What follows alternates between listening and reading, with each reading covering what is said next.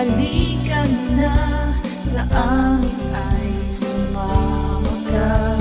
Ngiti at sayang aming amba, tara't manood kay Linsat Love. Oh, hi, Team Linsat! Hello mga bro! Today po is Friday, pero red calendar dito sa Japan. Walang pasok yung mga bata, si Kuya Jake and si Baby Jack Jack. Walaan niyo ba kung saan ako? Sa toilet ako. Kasi bago kami pumunta sa park, aalis kasi kami, pupunta kami dyan sa malapit na park. Ako lang ba yung taong nagwiwiwi muna or nagpupoop muna bago umalis ng bahay? Kasi namamahay yung puwet ko. Kasi baka mapoop ako sa park. Hindi pwede ako mapoop doon. Kahit gaano ako napoop na talaga. Pag umupo na ako sa ibang toilet, hindi nalabas.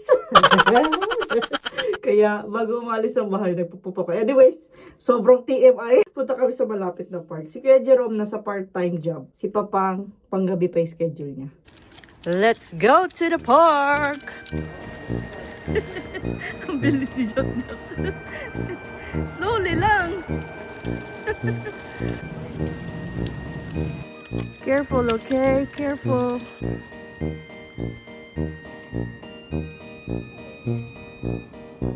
Careful, Jay.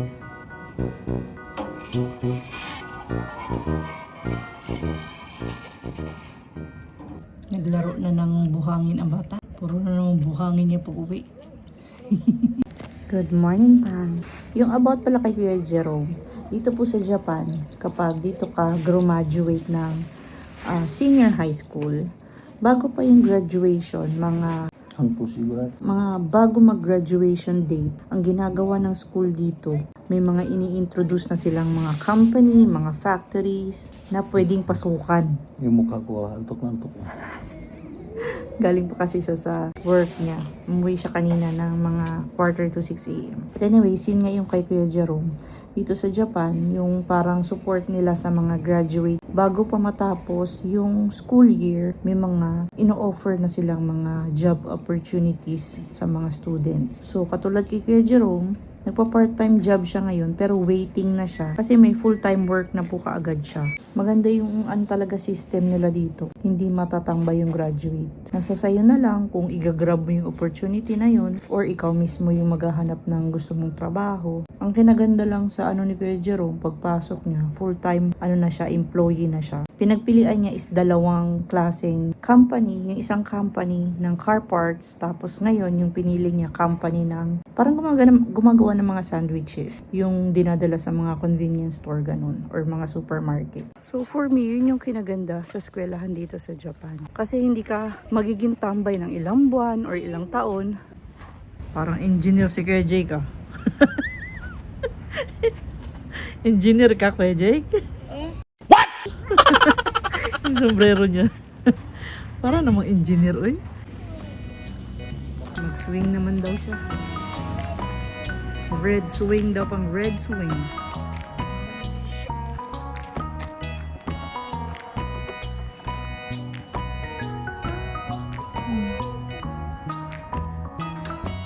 Wala pa, sobrang lakas na pang. Baka tumalsik yan pang.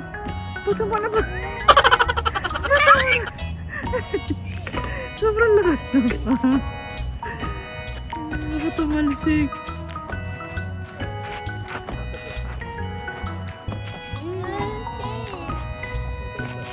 Tama na, sa kabila ka, Jake. Tama na. Eh, baka tumalsik, Kuya Jake. Baka tumalsik man.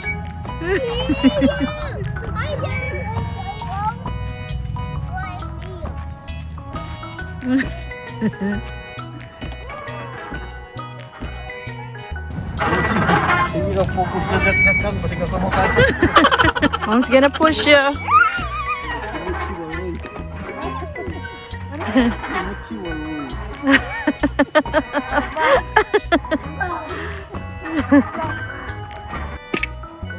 Sa siso naman sila. Tulo na si po ni Jack Jack.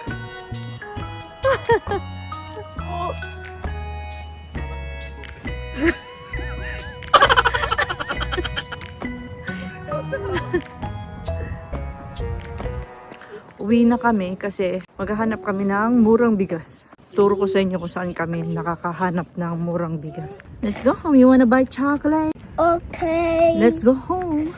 Dito na kami sa bahay. Si Papang tsaka si Kuya Jay, kukunin pa ata sa loob. Bibili tayo ng bigas. What you wanna buy? Chocolate. Okay, let's buy some chocolate. You ready? Yes. Okay ka lang pa? Sleepy? A little bit choke po. A little sleepy? Wow, pa-English ka na bang? Just a little bit. Nahawa kay Jack Jack? Siyempre. Yung anak marunong, yung daddy siyempre marunong din.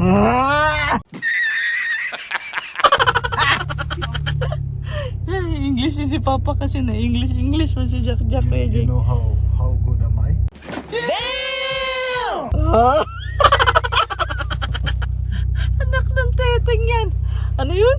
Don't underestimate me. Oh! Si Jack Jack din oh. Jack, where are you going? Where are you going? Wanna buy toy? Ala, nagbago na. Kanina chocolate game, toy na. But daddy is no money. Okay? Okay. Only one, okay? Okay. Ayan po yung pangalan ng store. Cosmos Drugstore po. Mauuna muna sila. Yan, kasi dito hindi ka pwedeng bumili ng 2 piraso. So, tag-iisa kaming pumapasok. Tapos kunyari, hindi kami magkakakilala. Para makabay kami ng 2. Kasi, yung isang sako dito, 5 kilos lang. Ang price niya for 5 kilos is 1,980 yen lang. So, kung makabili kami ng 2, nasa mga around 4,000 yen lang. And murang-mura na po yun sa panahon ngayon na sobrang nagtaas yung price po ng bigas. Kasi ngayon, kahit saan ka makapunta, yung 10 kilos na bigas, nasa 6,000 to 7,000 yen na po yung presyo. Antayin ko lang silang makalabas. Kung makabili si Papang, papasok ako para makabili din ako ng isa. Nandito na sila. Wala pa? Wala ngayon. Yung yung plano na bigas. Naging ice cream. Oo. Yung bunga nga ni Jack Jack ng piyesta. Pista na. Oo. Sana yun? Walang tigil. Oh. Yung plano na bigas na uwi sa ice cream. Tayo, konting haul tayo. Hindi na natin ma-haul yung mga pinamili nila kasi kinain na. Later. Recommended ko ito kung nandito kayo sa Japan. Kakarot juice po ako everyday. Isang karot, isang araw. Tapos nilalagyan ko siya ng yung virgin olive oil. Update ko na lang pala kayo. 1 month na kasi tayo sa ating surgery. So, ito na po yung sugat natin. Maganda po yung natin. So, 1 month na po tayo. Konti lang yung naging activity namin sa park. Pero parang napagod na agad ako ba. Madali akong mapagod ngayon. Tapos medyo masakit pa yung area kung saan yung may natin, surgery part. Yan. Medyo sensitive pa siya hawakan. Tapos meron pa akong super konting swelling dito sa may temple banda. Yan, dito bababa. So, yun lang naman yung ating recovery update. Pero so far, so good. Araw-araw po palakas tayo ng palakas.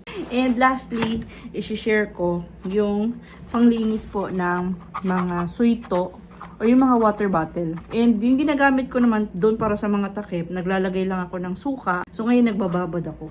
Pero yung sa loob ng parang suito or water bottle, ito yung nilalagay ko. Recommended ko po yan kasi pag nag-mold yung loob ng water bottle, pwede po siyang mag-cause sa atin ng health issues. Yung mga molds sa loob ng mga suito or ng mga water bottle natin. Yun lang pala yung mga haul natin today. And ito na yung mga binabad ko kanina. Hinugasan ko na to, tapos binabad ko nga sa suka. Pakita ko lang sa inyo.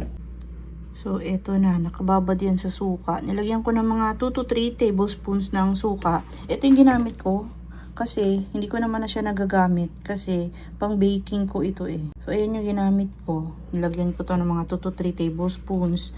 Tapos, mga 6 to 7 cups ng water. Tapos, ayan na. Hot water ha. Para matanggal kung anumang mga bakterya tsaka mga molds. Pero bago yun, hinugasan ko muna syempre. Yan yung mga takip. Yan. And yung mga yung mga mismong lalagyan, ito. Yung kay Kuya Jay, kay Baby Jack Jack, and sa akin. Lalagyan ko yan nung binili ko na pangbaba. But anyways, yun lang po yung ating vlog for today. Konting update lang. Yun lang po, maraming salamat po palagi sa mga nagko-comment, sa mga prayers, sa mga messages po ng mga silent viewers ko. Sobrang na-appreciate ko po talaga kayo. Ano ba yan? Maiyak naman ako nito sa inyo eh. Kayo talaga eh. Payakin nyo na naman ako eh. But anyways, yun lang po. Again, thank you so much for watching. Please do like, comment, and subscribe. And always remember, whatever you are, be a good one. Bye-bye for now and see you again on our next one. Bye! Sa next vlog po ulit. Ha?